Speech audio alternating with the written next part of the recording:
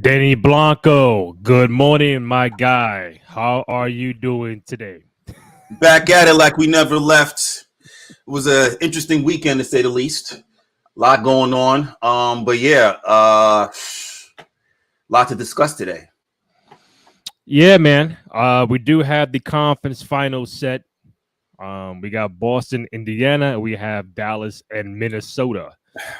Before we get into any of that talk, follow my man Denny Blanco on all social media platforms: Twitter, X, Instagram, TikTok at Sir Denny Blanco. Find myself, Rainy J Cruz, RENDY, letter JCRUZ on Twitter /X, Instagram, TikTok. Find the podcast on SoundCloud, Spotify, Apple Podcasts, also on Amazon Music. We are doing this live Monday, May 20th. So if you're watching on Twitter or YouTube, go ahead, subscribe, hit the like button, youtube.com/Cruise Control Podcast. Any questions, comments, feedback you got while you're watching, put in the chat. We'll get to it live on the show. We got some people coming on, talk about the Knicks-Indiana series that ended last night in Game 7 fashion. But before they come on, I do want to start backwards and go to Denver and Minnesota Game 7.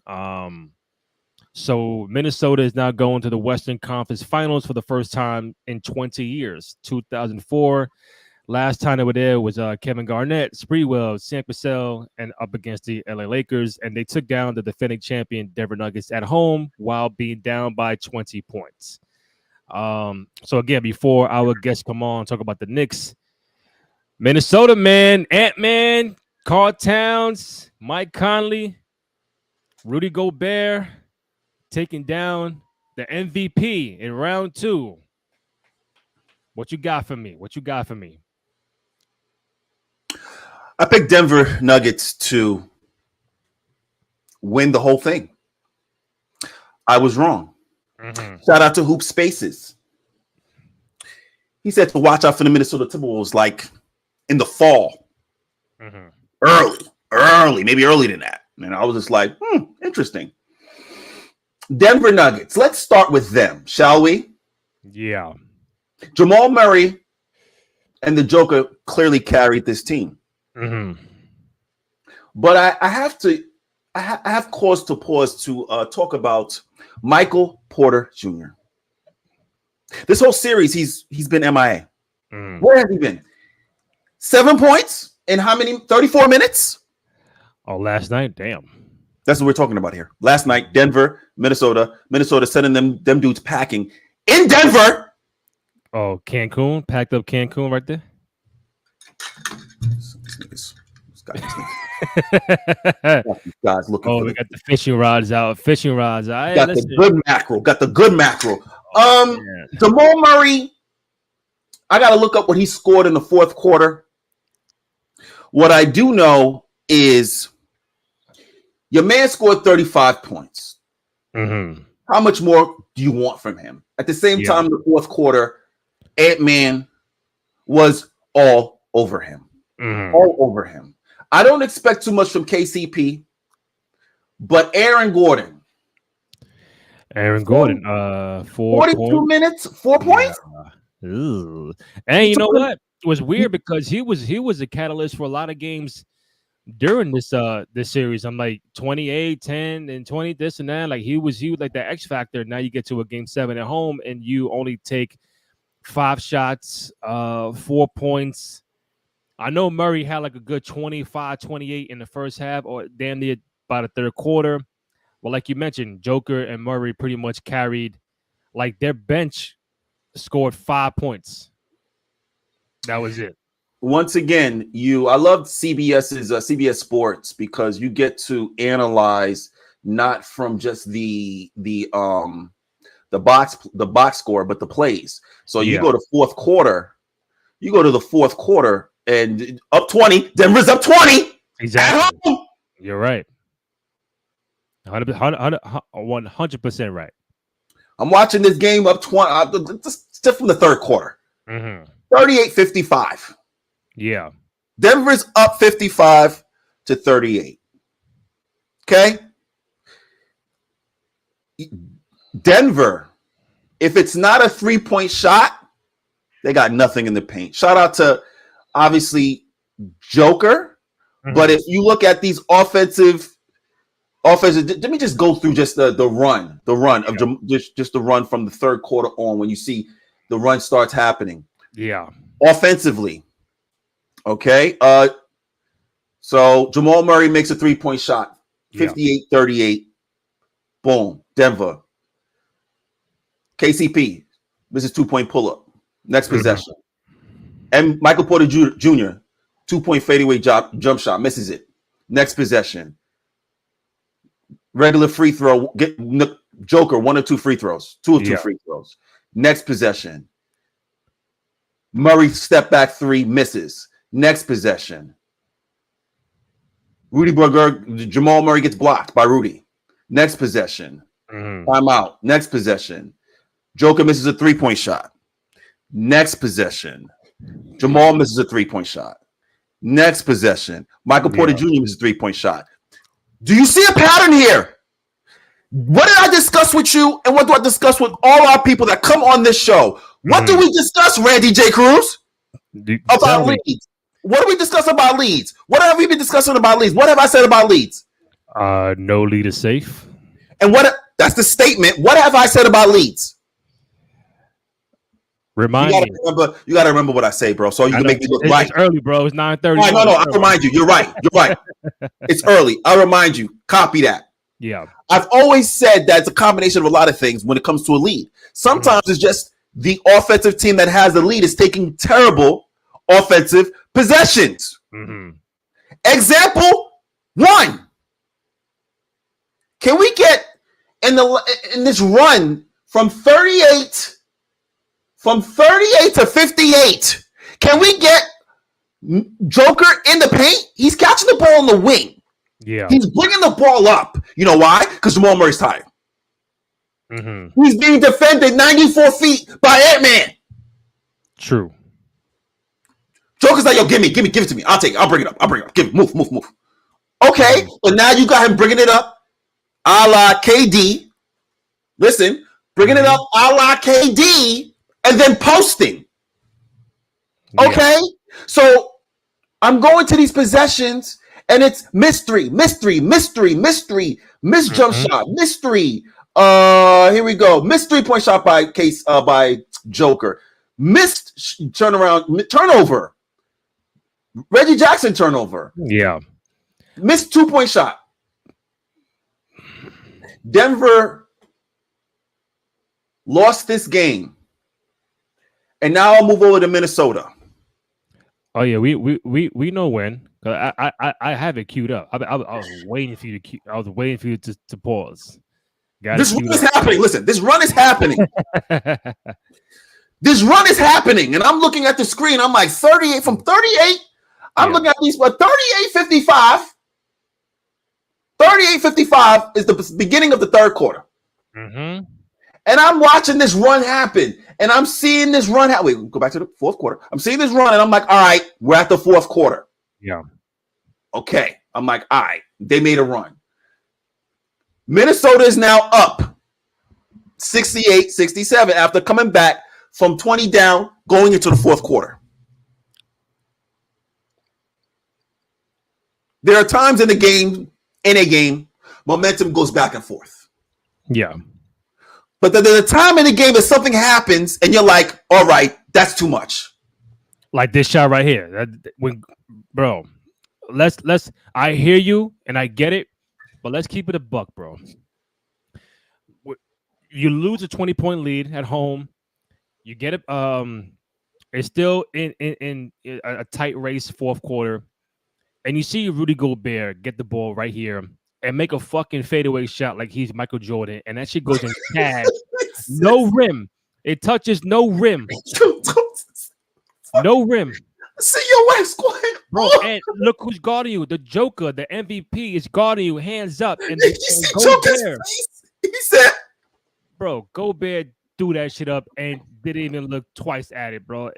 And just seeing that go in, that was like the momentum shift. Like, yo, this is a real possibility that the defending champion Denver Nuggets could go down at home, bro. It wasn't a momentum shift.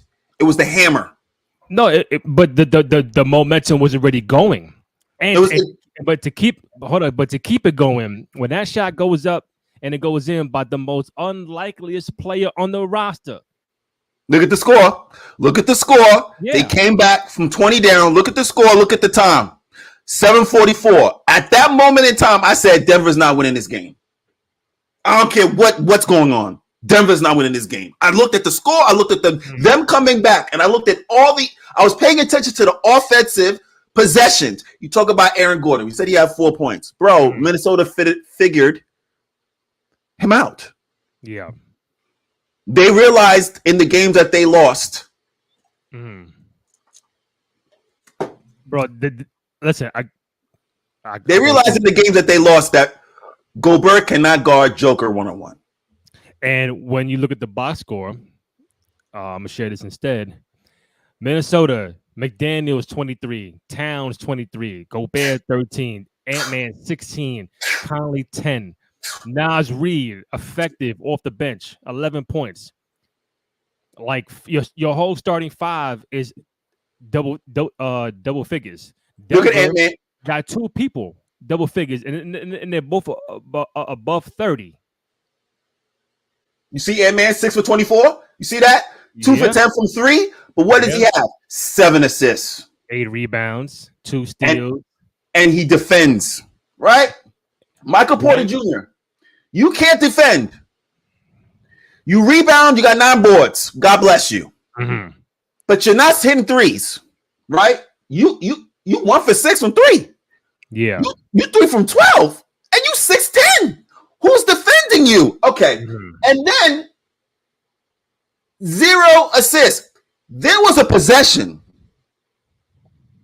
Once again, I'm talking about Denver getting quality shots. Joker and Murray had to be all world to have their shots go in. Yeah. They were being defended. Michael Porter Jr., Joker's on the other side. You're diagonal other wing. Yeah. You know who's defending you? Who? Mike Conley. And you know what Mike Conley was doing? Just sitting in the paint. Chilling. Instead of you, Michael Porter Jr., instead of you slashing into the paint with your big ass body, instead of you slashing in front of Michael Porter Jr. to give Joker a big target to pass to, so you could attempt a shot, because Michael Porter Jr. either going to foul you. Excuse me. Mike Conley. He's either going to foul you or you're going to get a layup. But you know what you did, Michael Porter Jr.? You sat behind the 3-point line. Huh? Now somebody wants to talk about the bench. The bench isn't as important if your starters are legit, i.e. Golden State. How was Golden State's when they won those championships? How was their bench? They were pretty deep. Well, at least 4 guys that coming off that bench, bro. That were productive. Iggy, Sean Livingston, David West. None of these guys are going to give you 30. You know what they're going to give you? Your Jeff Greens and your Bruce Browns. That's what they're going to give you. Yeah. Unfortunately, Braun only went 1 for 3. All right. Holiday didn't even play that much. He only played 9 minutes. Reggie Jackson only had 5. You have to understand as well. Denver was up 20. I heard. Denver was up 20. At home. Ant-Man's doing this to the crowd. Joker's mad. Can't be mad.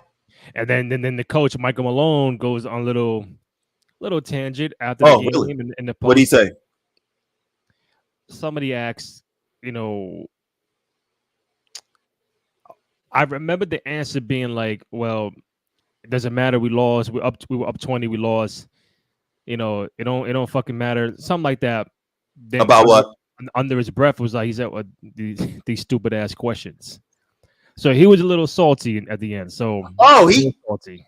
A little salty. Up 20 at home. And you're defending champion. I'm like, yo, you were down 2-0. You go up 3-2. Could have closed out in game 6. In Minnesota, you got blown out by fucking 50. And then you come home court, game 7, up 20 at half. Young upstart Minnesota.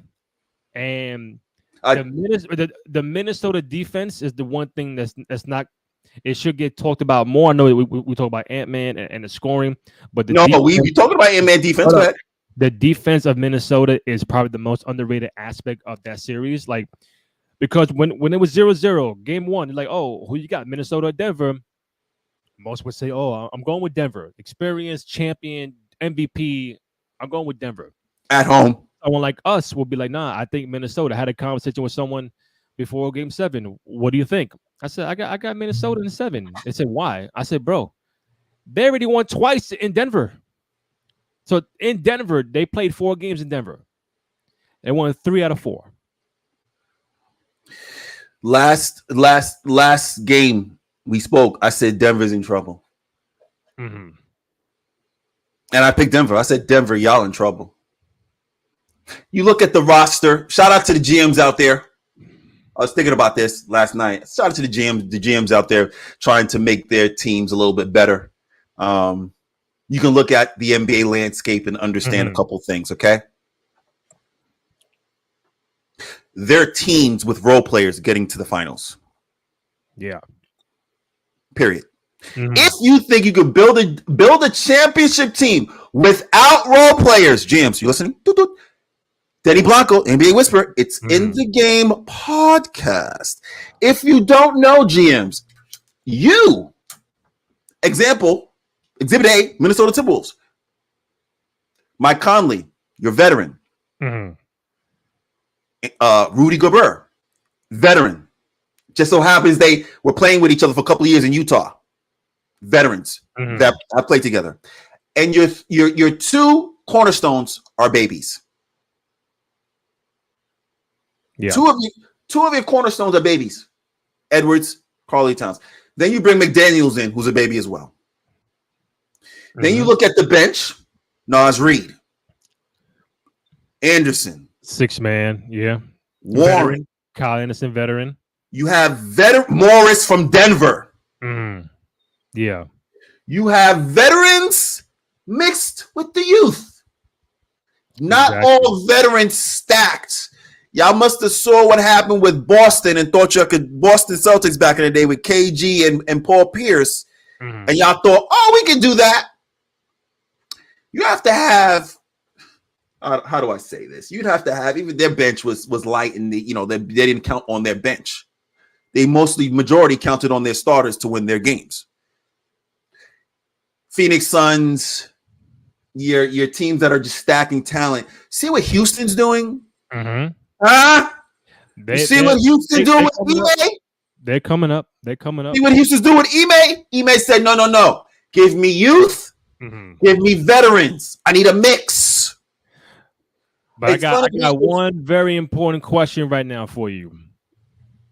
And I know we're going to deep dive the next 2 days before the series starts. And we'll get into Boston, Indiana probably tomorrow. The Mavericks, Minnesota, who now has home court advantage in the conference finals. Minnesota? Yeah, they're the 3rd seed. Continue.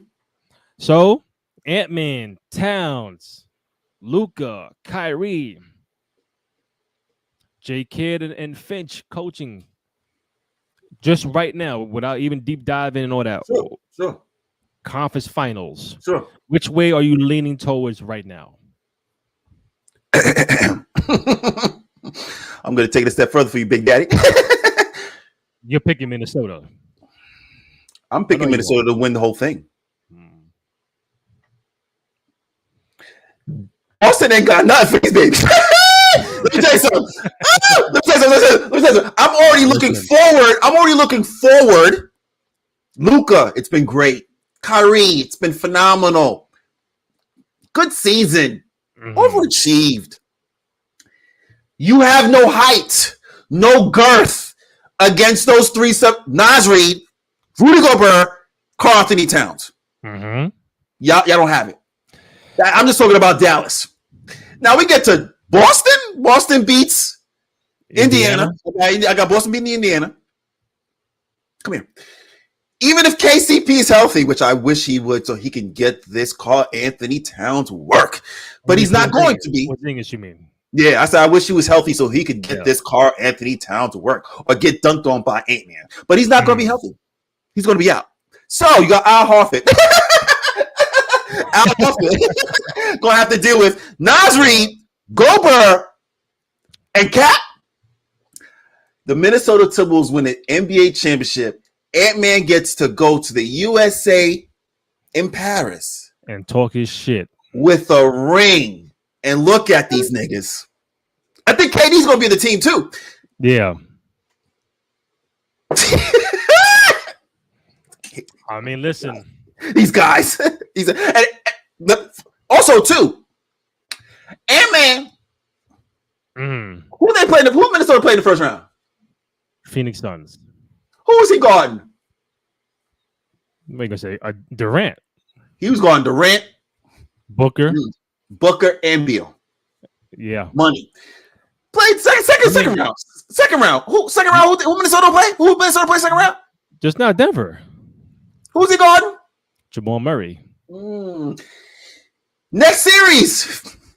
Who do you think Ant-Man's gonna guard? He already said it. What would he say? He said, I got Kyrie. That's what he said. The Lord. Ant-Man afterwards said, "Oh, I put the handcuffs on Jamal Murray." I'm dead ass. That's what he said. I was asking. I gotta look up how much Jamal scored in the fourth quarter. Hold on. Go ahead. Do that. Barkley said, "Yo, I haven't been to Minnesota in 20 years." Ant-Man said, "Yo, bring your ass over here." And yo, I love the confidence, man. I don't know who I got. I probably lean Dallas more because they've been to the conference finals before. So it's the whole experience. But then you might throw that shit out the window because Denver was the more experienced team and they champions and all that, and they got bounced out by Minnesota. I think it's just a wave that's going on. Hot at the right moment, right team, right timing. Just got to see how it plays out. But if you ask me right now, I might lean towards Dallas, but that can change in 2 days because they start leaning towards Dallas to win the series. And Boston, Indiana starts tomorrow. You leaning to Dallas to win the series? Yeah, I mean, why can't I see that Dallas win? What advantage does Dallas have against the Denver the Minnesota Timberwolves? What advantages do they have? When you have Luka again, they got Ant-Man. I get it. When you have Luka and Kyrie, people who've been there. Listen, man. It's not just Ant-Man. We're not gonna do it right now, right? What do you mean we're not gonna do this right now? We do it anytime. We're not gonna fully dive into the conference finals right now. I got my man. Sorry. So we're gonna fast rewind to Game 7, Knicks, Indiana. So give me 1 second, all right? Stay right there. Well, let me stay in my bag because I was trying to look up what Jamal Murray scored in the fourth quarter. Let me see. What did he score? I'm gonna give you the full stats. Oh boy, hurry up. 5 points, 2 assists, 1 rebound, 5 total. So he had 11 turnovers, fourth quarter. Damn, that's crazy. All right, hold on. Give me 1 second. There we go. Show my man. How you doing? What's going on, guys? I'm pretty good. How are y'all? The man, the myth, the legend.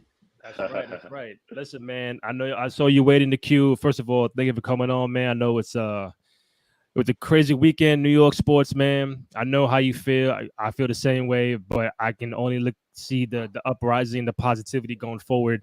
Denny Blanco, not so much, man. He's been on my ass the last couple of years about this Knicks team, but I think he's finally turned that corner of where we are going. We had a great season. Game 7 in our building. The injuries caught up to us, man. But this is more of a therapy session. I know you're a big time fan. But start off, man. Where do you talk about the season, the good things, and how do you look at this team going next year?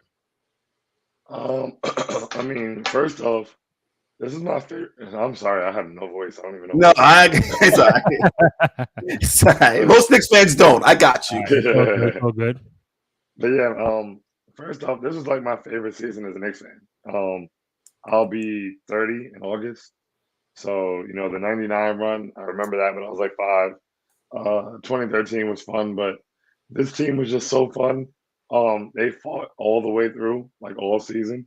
They never backed down. Like there's a lot of people who wrote us off many times, before the season. Once Julius went down, once Julius stayed down, when Mitch went out the first time, and we just kept fighting, we kept pushing, guys stepped up to new heights that we never would have expected from them. I mean, I expected this from Jalen Brunson. I'm really proud of that. Before the season, I said he'd be a top 5 MVP candidate, and he was. I knew that after last year, like the way we lost last year, and I wrote on the board, it said, now it says we'll be back. Last year it said only up from here. Because I was like, yeah, this is only year 1 of Jalen Brunson's prime. This is year 1 of him being a starting point guard, year 1 of him being option 1. And this is what he's done. So, year 2 is even better, as I knew it would be. Year 3 will be better again. But it's just nice to have like an upward trajectory for the team. Josh Hart, in the beginning of the season, he was on bullshit. I'm not gonna lie, like he was tripping. He was tripping. And I remember when they first started the podcast, the roommate show, and he was like, "Yeah, I don't really like going on Twitter these days because Twitter's on my ass." He's like, they call him my jumper broke, and he was like, "In all fairness to them, it is." Yeah. And so like he wasn't having a good experience as far as like how Knicks fans were toward him, and I feel like he's completely turned that tide. At this point, if anybody has anything bad to say about Josh Hart, they got to go through me. There it is. That's right. There it is. He really stepped up, man. He held it down. Like this whole team epitomized next man up. But I feel like Josh Hart took on like 4 different people's jobs when everybody went down. And he really gave everything he had, literally everything he had, and probably more. Dante DiVincenzo, when we signed him, I was like, cool. A lot of people were complaining about a 4-year, $50 million contract, which is crazy to me. But I wasn't complaining, but I wasn't like, all right, cool, we got our starting shooting guard. I was investing in Quentin Grimes, and hoping Emmanuel quickly got as many minutes as possible. And so for Dante to go in the beginning of the season to a guy who I didn't really, I wasn't super invested in, to a guy who averaged close to 30 in a playoff series for us, just a really big year for him. I'm looking forward to him coming back even better next year, being more proficient for mid range, things like that. It's like, with the beauty of this is like and Ben Stiller said this on the Barton Hahn show the other day, and I thought it was very good. But he was just like, with this team, we're not really. I'm more concerned about like keeping these guys rather than who we can get. And I feel the same way. Like I'm invested in this team. I'm not really. I mean, the front office. The beauty of being a fan is that it's not my job. So it's like if they want to do something, whatever, if they got something in plans, like I support it, but I don't expect or desire it. I'm really proud of this team. I think this team can grow together. Anything that somebody could say this team needs, it already has. It just wasn't here. So I'm going to have trust issues as far as injuries are concerned for the rest of my life, probably. This was a traumatic experience. But, I'm really proud of this team. I'm excited for where we can go. And it's only up from here. And this will be even more special. I always say, I've been saying since Jalen Brunson got here, it was written. Which is crazy because Slam put it on the cover. And I promise you, ask anybody. I've been saying, ask anybody who knows me. Don't ask anybody. I'm not. They're gonna be like Sean. Sean ain't do it. Ask anybody who knows me though. I was saying it was written long before that. And so last season with the way we went on against the Heat, it was just okay. Like it reminded me that even though it's written, the story doesn't go how you necessarily want it to go. And so it was written, and this is just part of the story. This is part of overcoming. This is part of what we got to bounce back from. And so I'm looking forward to this being even better next year, and really get into it. So before Denny chimes in, you said a lot. You said a lot that we've brought up ever since preseason training camp. I was on this show pre-OG Anunoby trade, and I said the Knicks can make it to the conference finals. But they had Barrett still quickly and all that. I felt really confident in that team that made the move for OG, and you've seen his impact right from day one. Someone put a graphic yesterday, which is kind of like the the trajectory of where this team is going. Where someone said, "Oh, in May of 2019, we were trying to get a lottery pick. That was the Zion, RJ Barrett, John Morant draft." And it said, you fast forward to May of 2024, we're one game away from the conference finals. And from that five-year period, you've seen a lot of small changes. You know, Leon Rose, you know, obviously Brunson. They signed Randall in the summer of 2019.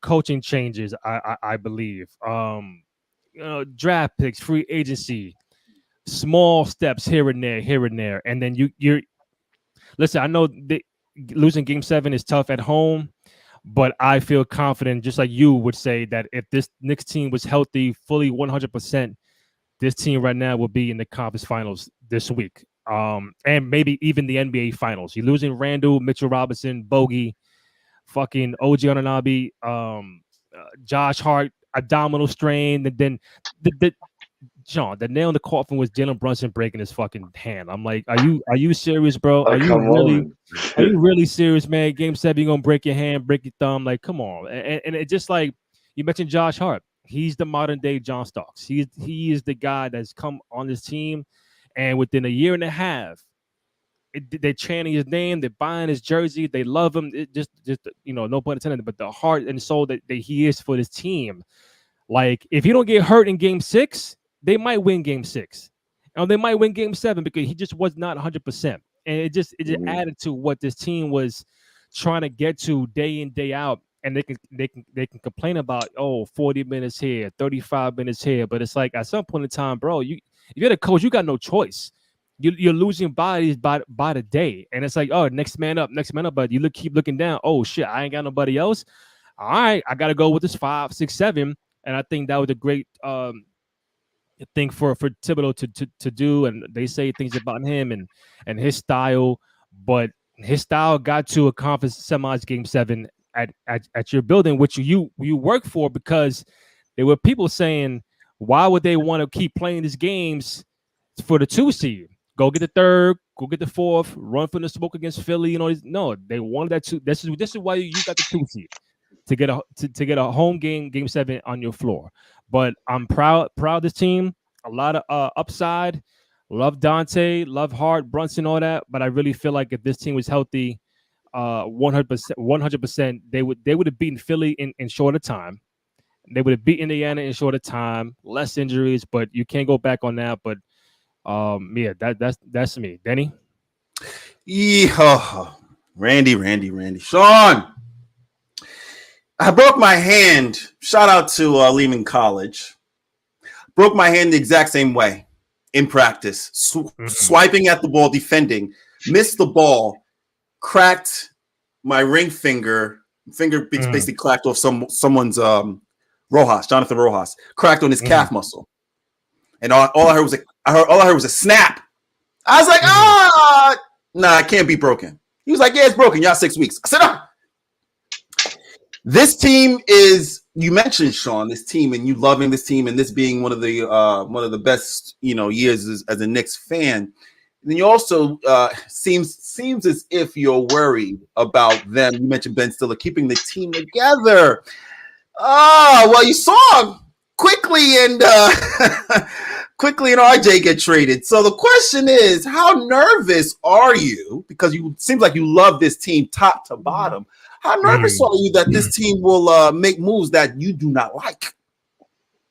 I'm not nervous at all. I have full trust in Leon Rose. I always have. And it's funny because before this season, Quick and RJ are my 2 favorite players. So when they got traded, that hurt, and that was a rough day for me overall. But that hurt a lot, and so But like I said, the beauty of it is that it's not my job. I wouldn't have made the Quick and RJ trade. I wouldn't have been able to. I'm too emotionally invested. Yeah. Yeah, but it's like when I remove emotions. I mean, technically, had Quick and RJ been here, we probably would have gone further because they would have been on the court. But hey, it is what it is. It is what, like, when we made the trade, I was afraid of OG's injuries, and then ultimately OG got injured. But you know, it is, everybody got injured. So Yeah, can't be mad. But you know, that's revisionist. But you know, once we made the trade, I was like, okay, like I love them, and I'm gonna root for them in Toronto. But this is a good move. You know, and so the fact that Leon Rose can trade my two favorite players, and it can be a good move. I have no reason to be afraid of anything he can do. I know Jalen Brunson's not going anywhere. You know, like this is Jalen Brunson's franchise. And as I said last season, and as I said this year when everybody went down, you said if we were healthy, we would have gone to the finals. I think even if we just if OG doesn't get hurt, if OG doesn't get hurt in game 2, I think the series is over in 5 or less. And I think we easy, light. It's just like there's only so much we can take. You know, it's like we were already like when you're down to like running 7 men because you lost mad people, and then you lose one, like maybe the top 3 of importance out of the 7 is just like, yo, like what now? You know, so sidebar. Indiana shouldn't be excited about beating this team. That's not true. Don't do that, Jenny. Don't do that. Don't do that, Jenny. Don't do that. No. I don't believe in that. Listen, losing is enough being a loser for me. I don't do any. I don't tell people not to be excited about winning. They're in the Eastern Conference. You're missing me. They play who was in front of them. No. This is what I'm trying to say. They should have beat this particular team. It shouldn't have taken 7 for that Indiana Pacers team to beat this team, if that makes sense. It shouldn't have. You think it should have taken 7 with we confirm we have a bunch of injuries to confirm that literally Jalen Brunson's on his last leg literally. We confirmed Hart getting injured. We confirmed it's just Dante and pretty much Alec Burke. And you got Pascal Siakam sitting on the other side with Tyrese Halliburton, Obi, and a whole bench mob. And Turner. They can't beat this. Come on, and they can't beat this team in less than 7 games. That's, you know, for me, that's why I'm like, Indiana, come on, bro. Like, this team fully healthy, i.e. Knicks. I'm picking them beating Indiana in less than 6. It's not going 7. Right, 5 or 6, yeah.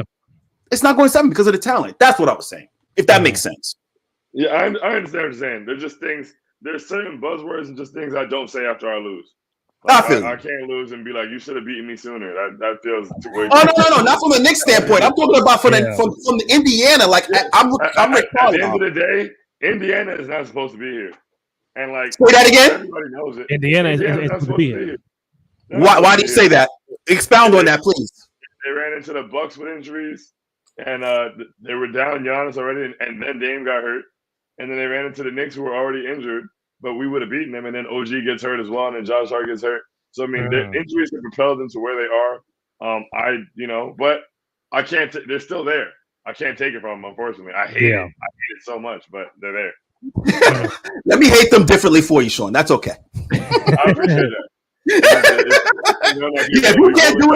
If you can't do it, allow Denny Blanco to do it for you, please, Randy. So with that being said, Sean, when it comes to obviously Indiana probably going to be high on the list, but they've had some rivalries, the Knicks recently, Miami, Indiana. So like, obviously back in the day with Chicago and stuff like that. But like, is Indiana or even Boston, like, who's your most hated team right now when it comes to the Knicks?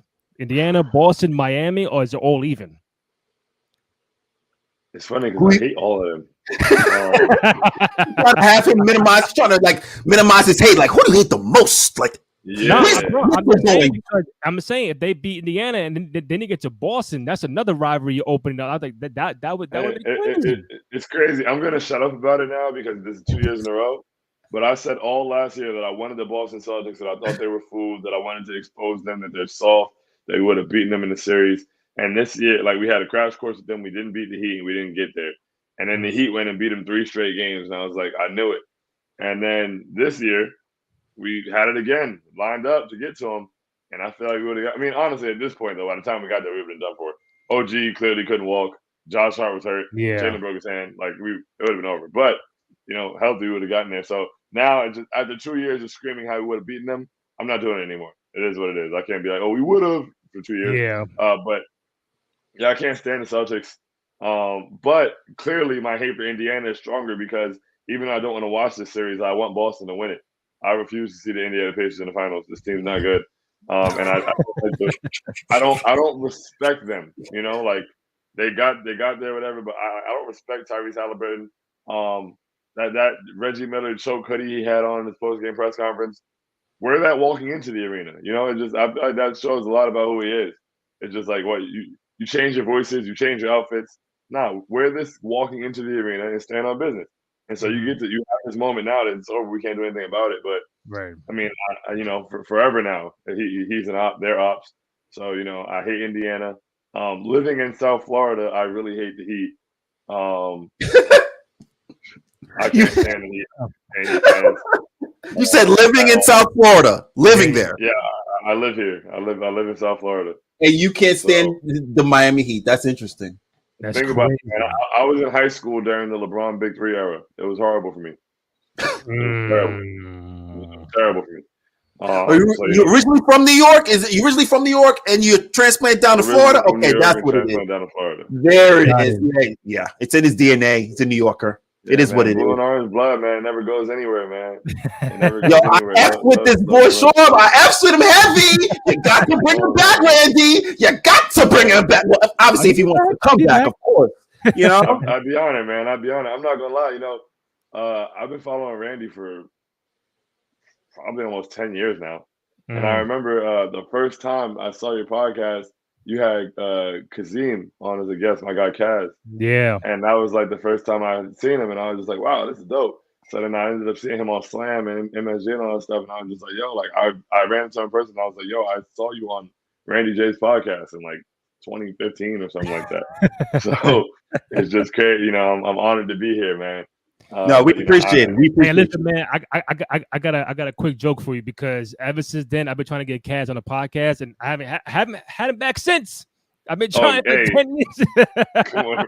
WrestleMania, Duce Palooza, MSG. Say like, come on, man. Kaz is. He's gonna have to fit you in for about 10 minutes. Nah, listen, he's a very busy guy. You gotta get clear with MSG. You gotta. Bro, I see him all the time. MSG. Whenever you're back for a game next year, I'm gonna take care of you. Obviously, I told you I work there, so we're gonna make it happen. We're gonna do it right. Listen, real quick, next season, I'm looking forward to it because I know what Denny was trying to do earlier. He was trying to suck you into like, oh, trade. Who they gonna sign? Who we gonna give up? And I feel like it's weird because I'm watching the draft lottery last week, and I can sit back and have not a worry in the world. Like, oh, where the Knicks gonna be at? Are we be top 10? Are we be in the top 5? There's no worries no more. Randy, that there are some irrational. I want to make sure I'm clear with my words because I love to be NBA podcast, NBA Whisperer. It's in the Game podcast. We got Sean on, Randy J. Cruz. Thank you for tuning in and listening. We appreciate you. Let's just be real, okay? You guys, there are some irrational Knicks fans who think still that there need to be changes made. No, but listen, I get it, but I don't think talking about that the day after we lost Game 7 is the right time. But that time is gonna come because obviously Twitter, they talking like it's like Bob and Marks put out the graphic of like, all right, so this is what the Knicks are looking at for cap space and free agency, what they got to do. And I'm like, all right, I get it. But it's like, I don't want to be in that convo right now. All right, the Knicks got to get a Durant or a Booker or this or that. And it's like, because when those convos come up, fans like me and Sean are like, damn, all right, I'll take Booker, I'll take KD, but you're going to have to give up somebody or somebody's and multiple people to make it happen. And it's like, and those people that you might be talking about are like the diehard that you have fallen in love with the last couple of years. So it's like, listen, that's the business, that's the NBA. But it's like Sean said 20 minutes ago, if you running back with this same team and your tweaks are only for like the bench and all that, bro, you could get back to where you are next year right now. Easily. Easily. Yeah, man. And like, honestly, I think going into if you would have asked me like 3 months ago, what move I wanted to make, if you asked me what move I make in 2K, I would have upgraded the 2 spot. That would have been my wish list thing. Like if I had anything, like let's see what we can get out there. The 2 spot, maybe the Devin Bookers, the Donovan Mitchells, the Mikal Bridges, whatever. Yeah. But I mean, Dante was so great this year. Yeah. I don't even feel that's a necessity. Like I don't, like I'm going to trade for somebody to do what? To come hope that they can score 30 points in a playoff game?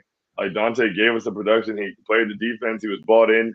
He was never an issue, and I feel like he's going to get even more. Like, he was third in the NBA in threes. He broke the Knicks record by far. And, he didn't even play consistently for, like, the first 2 months of the season. So it's like, with him being a starter all year, with Julius being there, like, I feel like Jalen, everybody, like, the doubles that Julius created, they created open looks for everybody. Mm-hmm. I think Dante's going to thrive off of those next year. So, it truly is only up from here, man. I want people to understand this is year. Jalen Brunson is the one. Like, he's the guy. Like, he's the one. He's the chosen one twice over. The new 11. That's him. Like, he's the one we've been waiting for. He's the one that was promised. He's here. I want everybody to understand that. Some people didn't understand it coming into the season. I understood it last year. As soon as I saw that Miami Heat series, I was like, this guy will take us to the promised land on his back, given the opportunity. And so I knew that he was somebody I could rock with, that I could run through a wall for. Despite the injuries, whatever happened this year, despite losing people, I was always like, hey, there's a Jalen Brunson, there's a way. And so we've got Jalen Brunson. This is year 2 of his prime. He just started shooting pull-up threes last season. Like, it's really only up from here for so many basketball reasons. And it's like, when people do all the Knicks, blah, blah, blah, got to do this, got to do that, there's less talk about basketball. I want people to realize, like, start muting people on your timeline.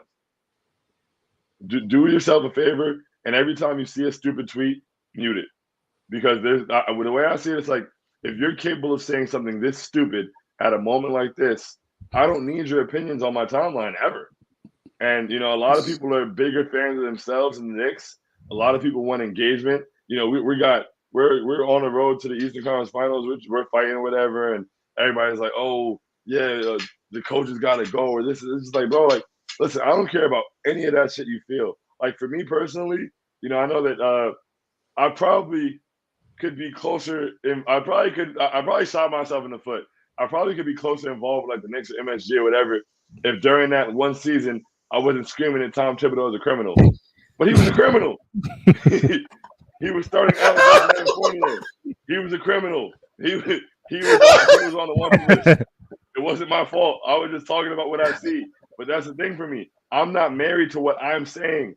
So I can do that, and then when he coaches better, I can be like, yo, he's doing well. People are calling me a Tibbs apologist now. I'm like, I'm not going to blame him for Julius Randle falling on his shoulder. I don't think that makes any sense. And so when people are willing to throw out, like, I think regardless of all else, we should be able to meet at logic.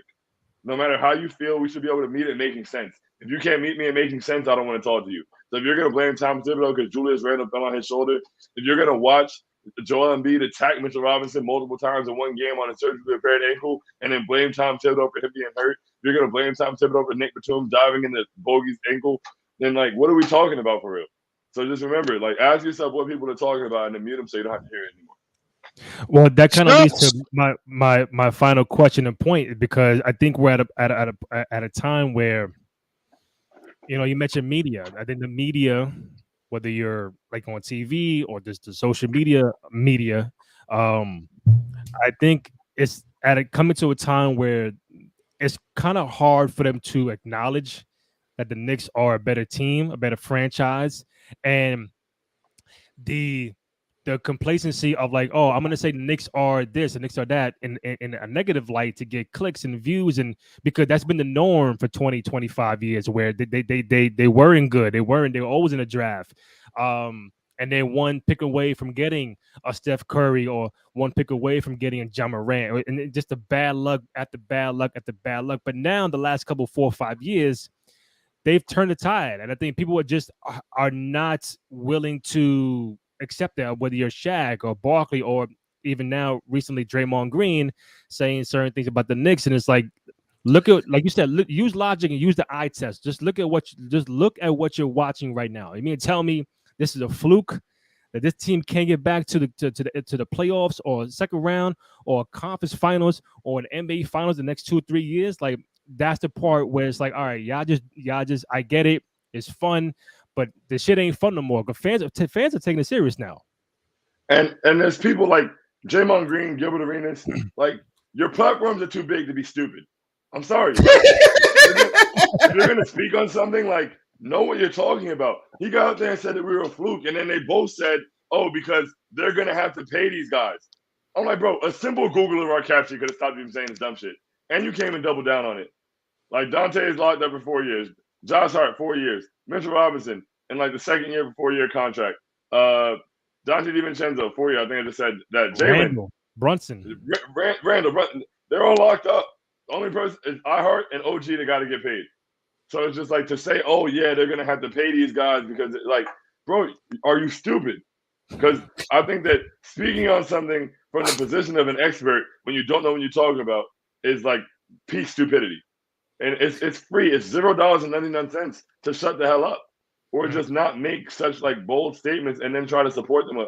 I hate hills built. I hate like when something's built on a terrible foundation. Like you built your point on bullshit. I don't want to hear what's up here because what's up here it has no standing. It has no ground. If I kick this sandcastle, it's gonna crumble. Yeah, we have, man. Sean dropping bars this morning. He dropping bars this morning. I mean, it's not Kendrick.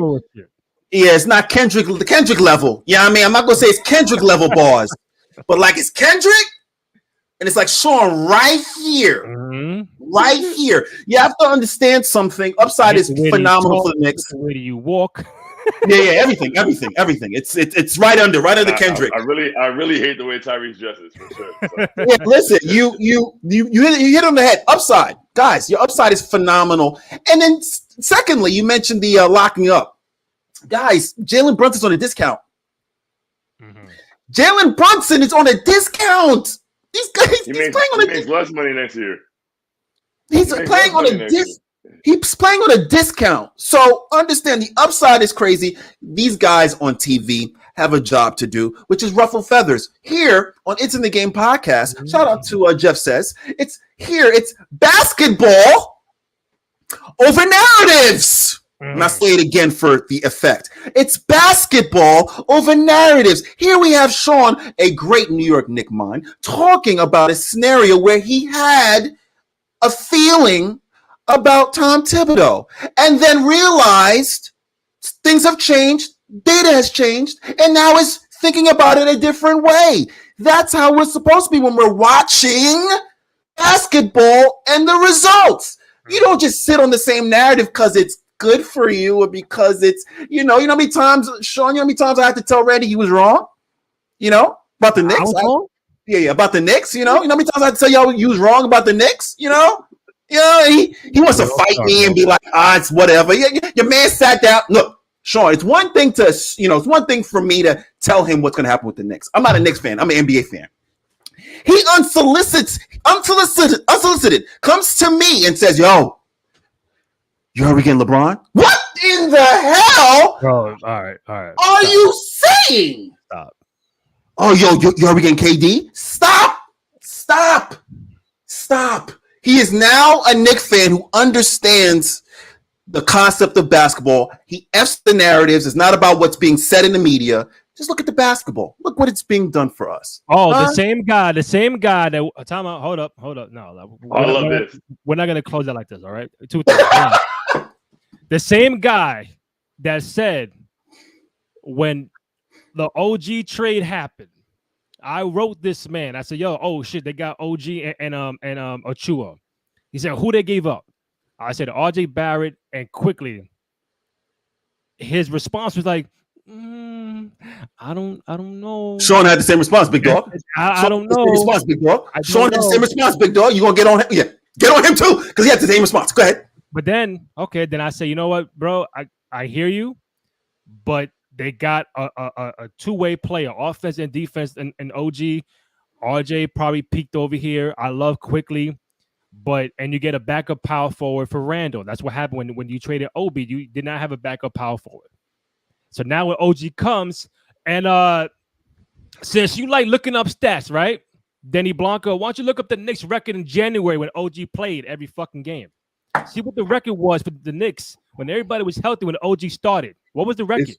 If you think I'm going to slander my African brothers, Siakam, OG, Embiid, if you think being from Africa, I'm going to slander my African brothers, you're not going to get me to slander my African brothers. I think OG was a phenomenal pickup for you guys. Once again, injuries aside. No, don't do that. But when did you start feeling like that? Initially, you was like, I don't know. Couple weeks. I don't know.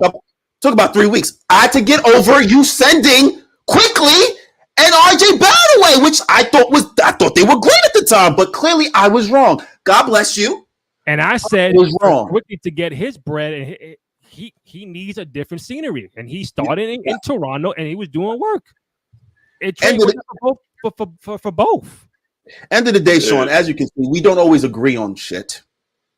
We don't always agree. We sometimes disagree. Your man still owes me Chick-fil-A. Okay. Right. Your man still owes me Chick-fil-A. Your man swore up and down to the Phoenix Suns. The man swore, you don't send me to Chick-fil-A. I'm going to talk about it every single day now. The man told me the Phoenix Suns was going to win one game. One. They should have. They should have won one game at least. I said, your man, you're drunk. When you see this team play, they're not winning nothing. They're ready for the same guy that said, "Oh, you see, like 2 years ago, you see these coaches like Brad Stevens and this and that. Oh, they're air fryers. Tom Thibodeau is a fucking microwave.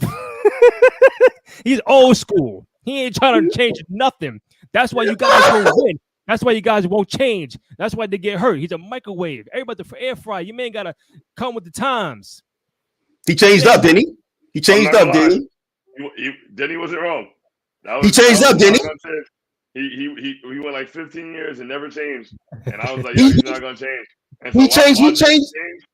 Watching him change is beautiful, man. Shout out Tom Thibodeau. He should have been coach of the year this year. I'm not gonna lie. Yeah, he changed up. Yeah. And the last part I mentioned is that he can never run away from this, Sean. And I want you to tell me if you respect this or not. Your man is now just an NBA fan, but from 2019 to 2022, your man was a Brooklyn Net fan. This is fact. This is on record. Every day we had a show, your man wore the Brooklyn Net hat. Say, yo, they got KD, they got Kyrie. Oh, time out, they got James Harden. Oh, that's my squad. I'm in Barclays now, bro. Oh, we lit. It's over for y'all. Kyrie goes down. We good. Harden goes down. Damn, we all right though. We got KD. KD bounces. I'd never seen this man wear a Brooklyn Net hat since. It's over. No Brooklyn Net hat ever again. No talk of BK. It's Brooklyn. It's the Brooklyn way. All that shit we talk about, that shit is gone. No more. Yeah. Bandwagon. Yeah. No. Wow. No, I'm not a bandwagon fan. I'm a fan of the GMs actually doing things and making their teams better. That's what I'm a fan of. I did not. So if I was to get, why aren't you a Knicks fan? So, about GMs, right? If that's the case, why aren't you a Knicks fan? 100%. So I left the Nets because they literally. I thought I would give my right arm. I thought they would have stayed together. I wouldn't have never assumed that Kyrie would have ran. James Harden would have been like, I don't like Brooklyn. And Katie said, I'm alone. Send me to Phoenix. I would have never thought that would have happened, but it did. God bless. Okay. Why am I not a Knicks fan? I'm still in mourning. How long ago was that? I can't just jump on the Knicks. That would look a little bit crazy. Like I'm giving y'all props, and I'm literally sitting back and watching y'all celebrate. I'm not hating on you. Bro, that was a whole year ago. Katie got traded to Phoenix last year. So what? I got a question, Denny. You said you're not a bandwagon. So how did you get to the Nets? Oh, great question. He said, great question. Kid, Richard Jefferson, Vince Carter. Don't tell me Darren Williams. Nobody from his mouth was New Jersey Net, Brooklyn Net. No Joe Johnson, Paul Pierce Garnett. No, nobody. It was. So it started out with Kenny Anderson and Drazen Petrovic. And then in maneuver, I'm totally lying. I'm totally lying. I'm totally lying. I jumped on the Nets. I jumped on the Nets because I liked the team that was constructed and the management. I've been hating on the Knicks for a long period of time and loving the hate that Randy has given me over the years because his team just wasn't getting it together at the time. Now that this team has this bandwagon is what you're telling us. What I'm saying is there's not going to be another bandwagon for a period of time. The way things move in the NBA, guys get traded here, guys get traded there. Imagine somebody not being a Milwaukee fan. They get Dame. They're like, you know what? I want to be a Milwaukee fan now. And then Dame goes to Miami like 2 years later. It's like you want to be a fan. Sometimes you have fans that are just fans of the player and where they go. Mm-hmm. Right? So for me, I was like, oh, they got Harden, they got Kyrie, KD in Brooklyn. This is going to be showtime. I see them staying together for 3 years. This is an opportunity East for something to happen.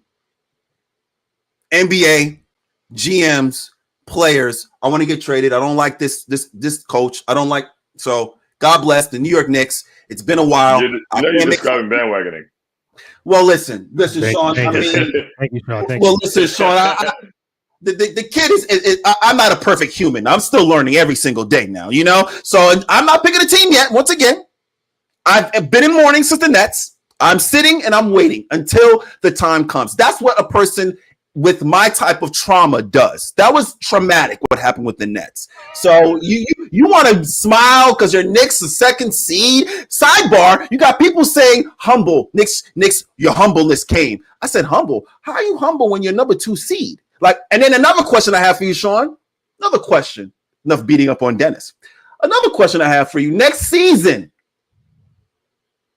you know what's going to happen, right? With the media, right? They're going to talk that same smack that they talked about the Knicks full strength next season. What do you say about that? I say the same thing I said earlier this season. I don't care about November respect, December respect, January respect. I'll take my respect in April. I'll take my respect in May, and next year I'll take my respect in June. So they all the things they said all season didn't do anything. They told me earlier this season the Knicks didn't have a star. They told me that until like February, you know. And now Jalen Brunson is already breaking Michael Jordan's records. So none of what they say does anything about what's on the court, and that's what I love so much about the team we have.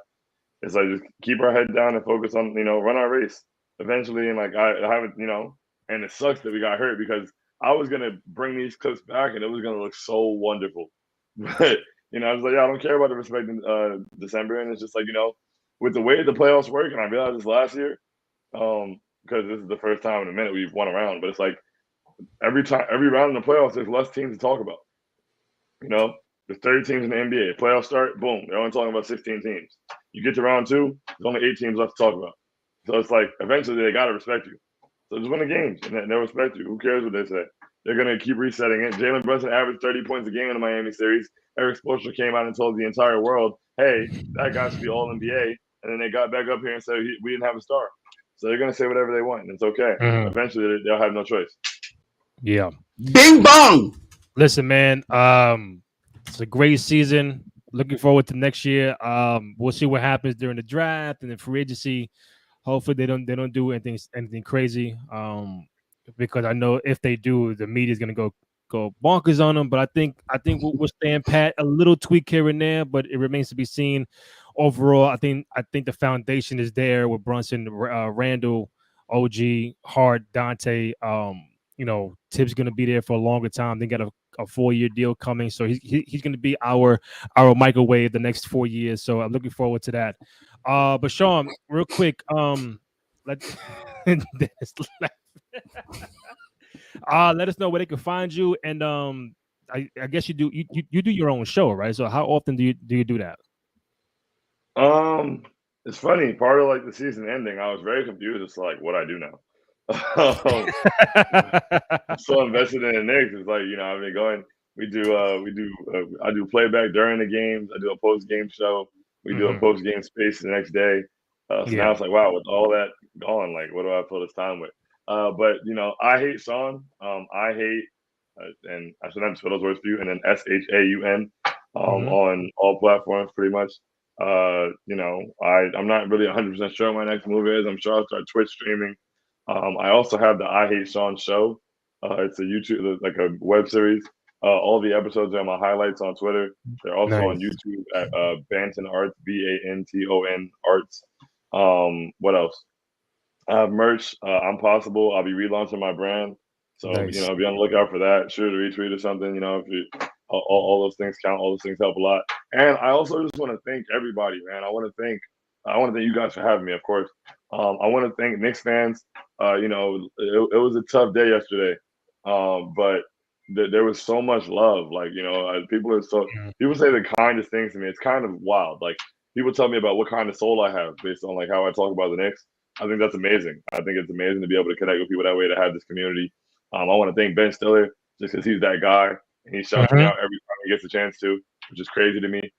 Make sure, you know, Severance comes out later this year. If you haven't seen Severance season 1, go tap in. It's an amazing show, a unique, one of a kind show. I'm not just saying that because I like him. I'd be quiet if I didn't believe it. You know, so yeah. But I hate Sean. I don't know what's coming next, but you know, I might write a book. I might drop a mixtape. You never know. Nice. Let it all fly. I've been hitting Ben up on the Twitter. But I mean, he does have 3 million followers. I don't know if you've seen it, but I said, "Yo, man, whenever you want to come on the show, let us know." But I'm gonna keep tapping into him. But Sean, man, listen, man, keep it up, man. Great job, great work. Knicks Nation is proud to have you, man, and looking forward to next year. Hey, looking forward to next year. Thank you guys for having me. Nice to meet you guys for real. Like, appreciate it. Yes, sir. All right, fella, take it easy. All right. Thank you, Sean. Appreciate you, sir. All right. Thank you, guys.